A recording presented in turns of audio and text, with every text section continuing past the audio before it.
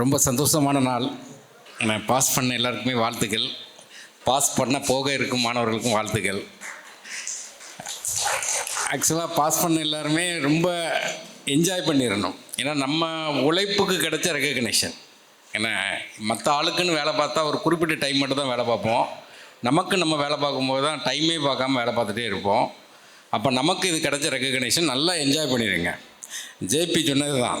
ஏன்னா ஆக்சுவலாக பார்த்தீங்கன்னா பாஸ் பண்ண அன்னைக்கு நம்மளுடைய மனநிலை எப்படி இருக்கும்? மொதல் எக்ஸாம் கோகுல் சிங்னு சொன்னாப்புல, இந்த குரூப் 2 படி பாஸ் பண்ண சந்தோஷம் குரூப் 1 இல்லைன்னு சொன்னாங்க. அந்த பாஸ் பண்ண எக்ஸாமுடைய சந்தோஷம் அந்த ஒரு நாள் மூமெண்ட்டுக்காண்டி நம்ம என்ன எக்ஸ்ட்ரீமெண்ட் வரை நம்ம படிக்கலாம், என்னனாலும் பண்ணலாம். நானும் ஒரு எக்ஸாம் பாஸ் பண்ணிட்டேன். எங்கள் அப்பாவுக்கு ஃபோன் பண்ணி பேசுகிறேன். ஒரு 5 நிமிஷம் அந்த சைடில் என்னென்னு கேட்க நம்மளால் பேச முடியல. அந்த மூமெண்ட்டுங்கிறது மிகப்பெரிய மூமெண்ட். அதேமாதிரி நமக்கு இந்த எக்ஸாம் பாஸ் பண்ண மூமெண்ட் மிகப்பெரிய மூமெண்ட். இப்போ பாஸ் பண்ண எல்லாருமே ஒரு குரூப் 4 பாஸ் பண்ணியிருக்கீங்க. இதோடு நின்றக்கூடாது.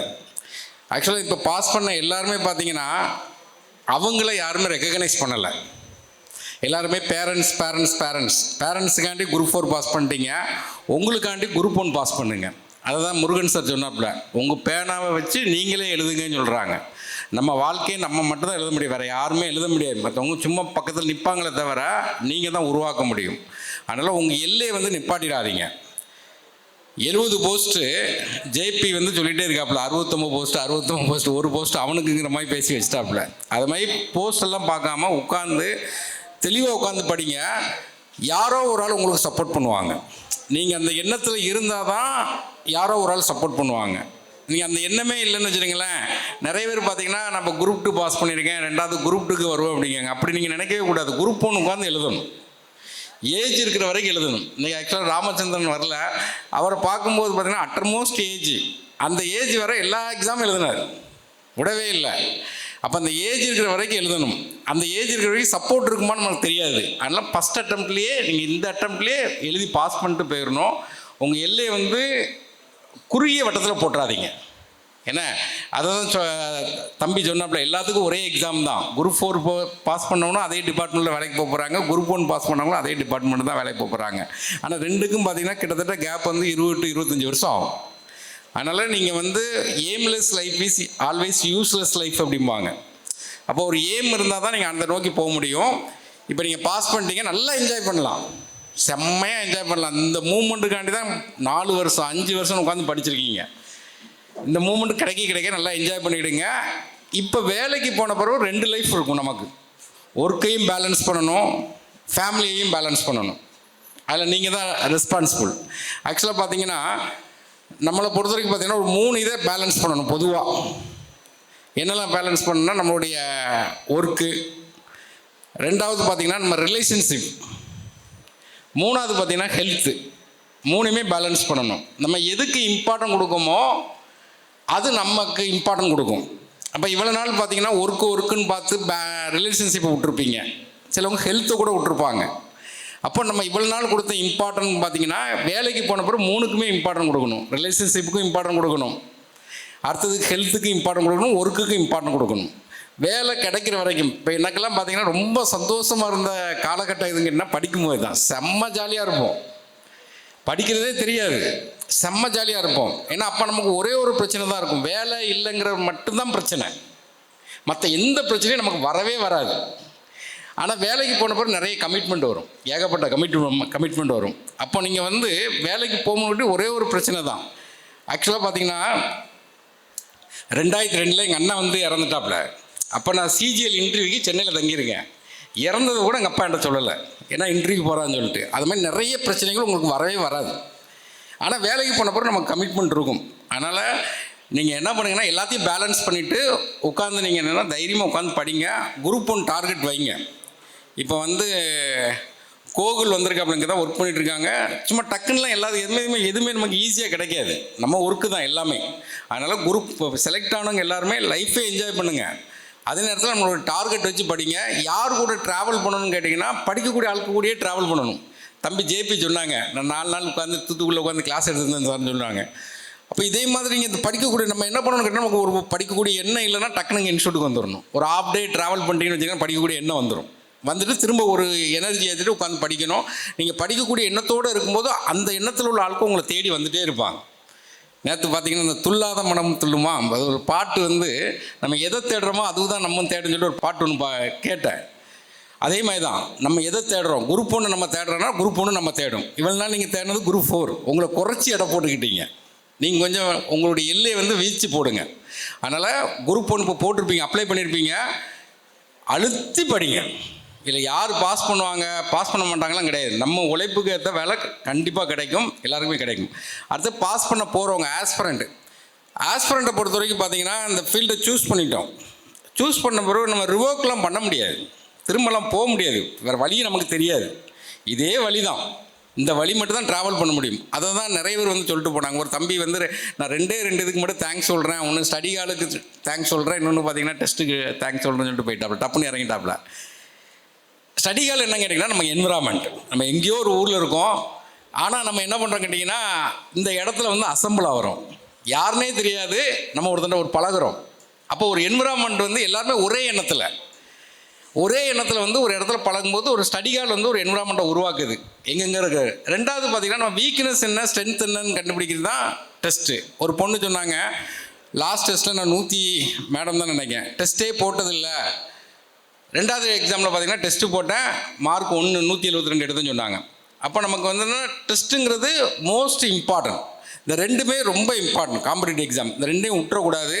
வீட்டில் இருந்தாங்கன்னா சின்ன சின்ன பிரச்சனைகள் வந்துகிட்டே இருக்கும். நானே பார்த்திங்கன்னா நான் தங்கியிருந்த ரூமுக்கும் எங்கள் வீட்டுக்கும் 300 மீட்டர் தான் இருக்கும், நடந்தே போயிடலாம்.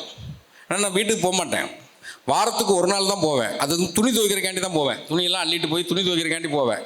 மெஸ்ஸில் தான் சாப்பிடுவோம், மெஸ்ஸில் ஒரு 4-5 பேர் சேர்ந்து சாப்பிட்டு உட்காந்து படிப்போம். ஏன்னா இது ஒரு மாதிரி என்விரான்மெண்ட். நம்மளை நிறைய பேர் வந்து நக்கல் பண்ணலாம், ஏசலாம், வைக்கலாம், என்னன்னாலும் செய்யலாம். ஆனால் பாஸ் பண்ண பிறகு எல்லாருமே நம்மளை வேறு மாதிரி பேசுவாங்க. ஏன்னா அந்த ஒரு நாள் மாற்றத்துக்காண்டி எந்த ரிஸ்க்னாலும் எடுக்கலாம். அதனால் மேக்ஸிமம் நான் அடிக்கடி சொல்லுவேன், எல்லாருமே மேக்ஸிமம் இங்கே வந்துருங்க அப்படிம்பேன். காலையிலேயே வந்துருங்க, நைட்டு தான் போகணும். ஒரு மாதிரி ஒரு பாசிட்டிவ் வைப்ரேஷன் கிடைக்கும், எல்லாமே வந்து ஒரு வித்தியாசமாக இருக்கும். அதனால் ஃப்யூச்சராக படிக்கிறவங்க பார்த்திங்கன்னா அதில் ட்ராவல் பண்ணிகிட்டே இருக்கணும். நம்ம தனியாக படித்தோன்னா கரெக்டாக படிக்கலையா நமக்கு தெரியவே தெரியாது. சேர்ந்து படிக்கும்போது நம்ம எங்கே வீக்காக இருக்கோம், எங்கே ஸ்ட்ரென்த்தாக இருக்கோங்கிறது நல்லா தெரிஞ்சிடும். ஏன்னா அப்போ நம்ம இந்த ஃபீல்டில் சர்வே பண்ணுறதுக்கு நான் பெரும்பாலும் பார்த்திங்கன்னா நான் படிக்கும்போது மேக்ஸ் ரீசனிங் நல்லா போடுவேன். அதனால் மேக்ஸ் ரீசனிங்கை வச்சு இதில் சர்வே பண்ணிட்டேன். இப்போ அந்த ஒரு தம்பி பேசுகிற தம்பி அழகாக சொல்லிட்டு போயிட்டாங்க.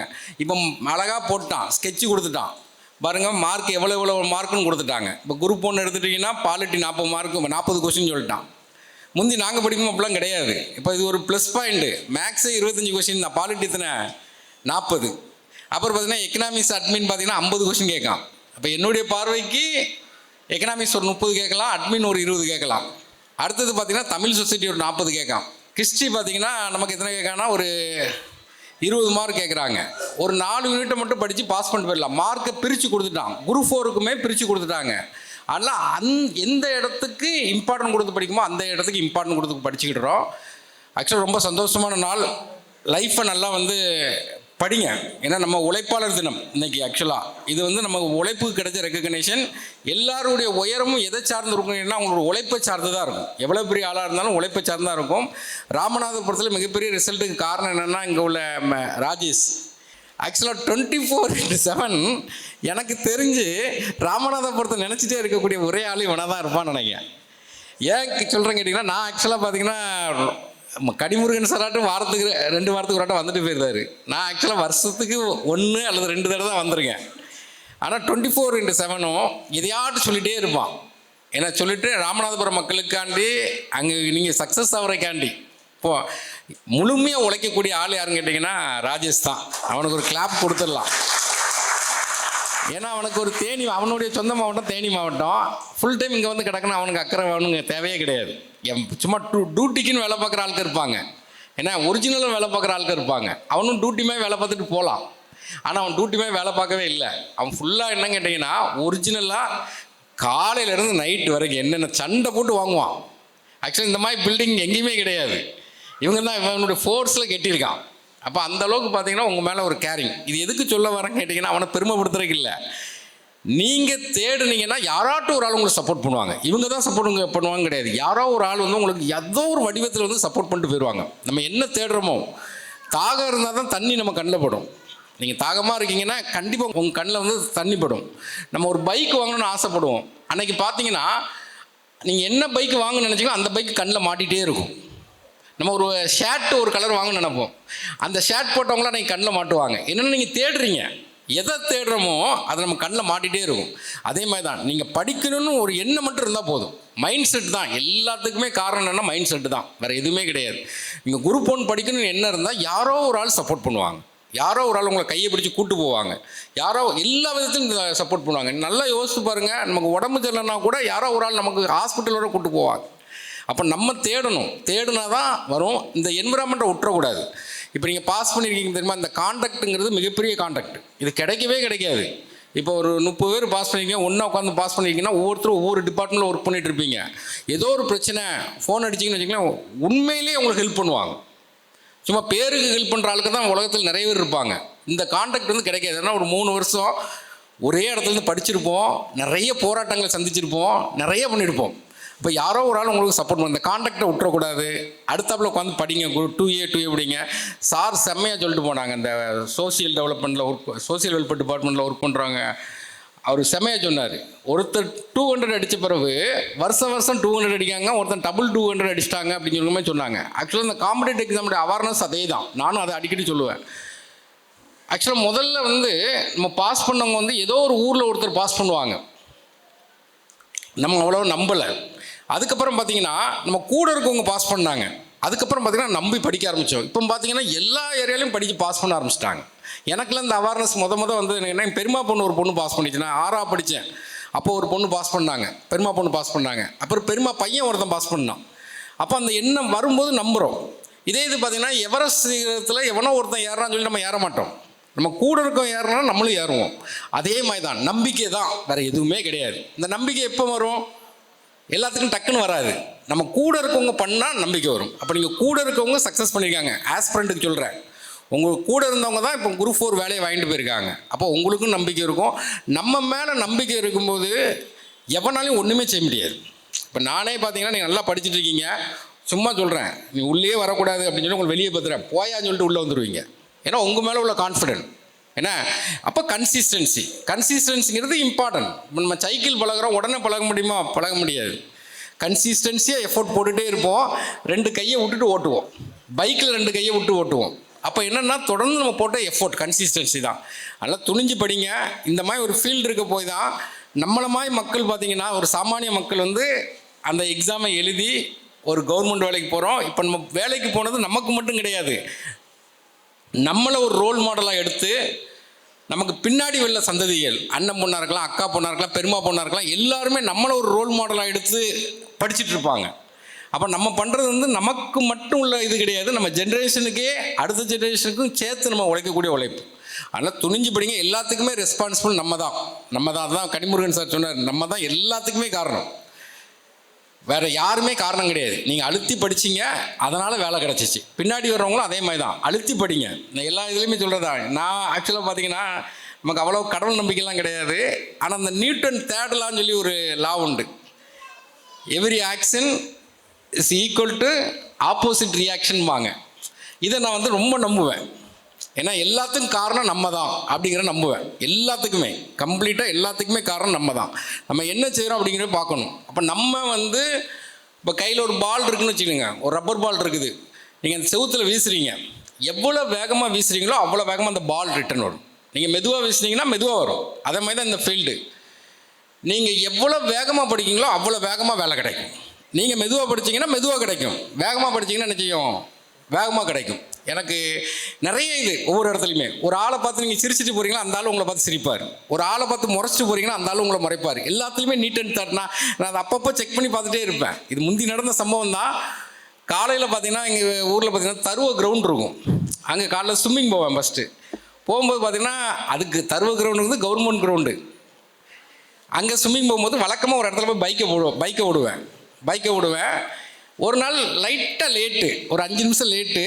நான் பைக் விடுற இடத்துல பார்த்தீங்கன்னா இன்னொருத்தன் பைக்கை விட்டான். எனக்கு சரியான கோபம். ஏன்னா நம்ம இடமே கிடையாது, இருந்தாலும் வழக்கமாக விடுற இடம்னால நமக்கு ஒரு கோவம். அப்போ நான் என்ன பண்ணுறேன்னா, அந்த பைக்காரன் வந்து எப்படி பைக் எடுக்கான்னு பார்ப்போம்னு சொல்லி பின்னாடி மறித்து என் வண்டியை கொண்டு விட்டு ஸ்விம்மிங் போய்ட்டு திரும்ப வரேன். ஏன் வண்டிக்கு பின்னாடி இன்னொருத்த அதையுமே விட்டுருக்கான். என்னென்னு கேட்டிங்கன்னா, நீட்டன் தேடலா தான். நம்ம என்ன நினைக்கும் அதுதான் நமக்கு நடக்கும். எல்லாமே என்னென்னா நீட்டன் தேடலா தான். அதனால் நம்பி படிங்க. இந்த ஃபீல்டு முக்கியமானது. இல்லை சார் சொன்ன மாதிரி தான், நம்மளாக விட்டுட்டு போனால் தான் அந்த ஃபீல்டு விடும், இல்லைனாலும் அந்த ஃபீல்டு நமக்கு கை கொடுக்க தான் செய்யும். அதனால் துணிஞ்சு படிங்க. எல்லா எக்ஸாமும் அப்ளை பண்ணணும். நிறைய பேர் பார்த்தீங்கன்னா அதை தான் சொன்னேன், 17 எக்ஸாம் எழுதிருக்கேன்னு சொன்னாப்புல ஜேபி. எல்லா எக்ஸாம் பண்ணணும். நானும் ஒரு 1 இயர் எந்த வருஷம் சரியாக நான் மறந்து போச்சு, ஒரு வருஷத்தில் ஒரே ஒரு ஞாயிற்றுக்கிழமை மட்டும் தான் சும்மா இருந்திருக்கேன். வாரம் எக்ஸாம் எழுதியிருக்கேன். நான் எப்படி சும்மா 200-250 எக்ஸாம் எழுதியிருப்பேன். வாரம் எழுதுவேன். என்னுடைய எலிஜிபிளுக்கு என்னென்ன இருக்கோ எல்லாத்தையும் அப்ளை பண்ணுவேன். ஒரு எக்ஸ்பீரியன்ஸை கற்றுக் கொடுத்துட்டே இருக்கும், நிறைய கற்றுக் கொடுக்கும். ஆனால் நீங்கள் என்ன பண்ணுறீங்க கேட்டிங்கன்னா, மாதம் உள்ள கால்ஃபர் மட்டும் தான் அப்ளை பண்ணுறீங்க.